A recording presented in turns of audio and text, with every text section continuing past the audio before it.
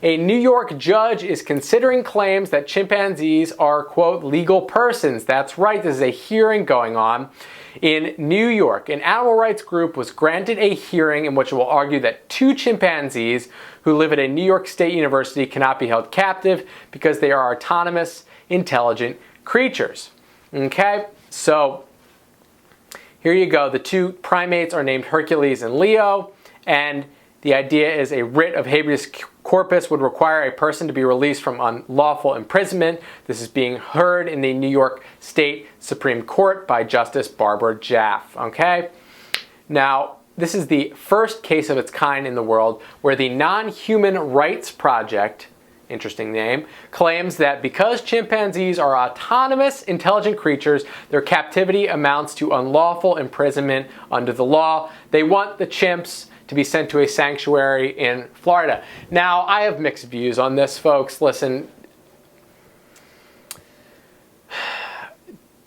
animals like chimpanzees, they're very smart, they're very intelligent. One could totally make the argument that they are autonomous enough to not be held captive. And sure, there are some zoos where these animals are being held where it's definitely not the most stimulating environment and it's doing them more harm than good. I mean, that's been established. We're talking about how bad SeaWorld is. We talked about this on the show for the orca whales and dolphins.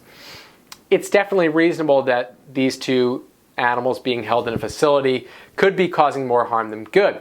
Now, where I run into just a moral dilemma is when we start talking about the fact that they should just be let free, but they should move to a sanctuary. Okay, now I don't know everything about animal sanctuaries, but I imagine that an animal sanctuary has some kind of fences around it in some way to keep the animals in and the rest of the world out, right? And if these animals get ruled that they are actually autonomous beings, should they be allowed to stay in the sanctuary? Are they going to give them an open door policy that if these animals decide they don't want to be in the sanctuary, they can go walk into the middle of the street and just kind of try to live their life in a tree in someone's backyard if that's what suits them?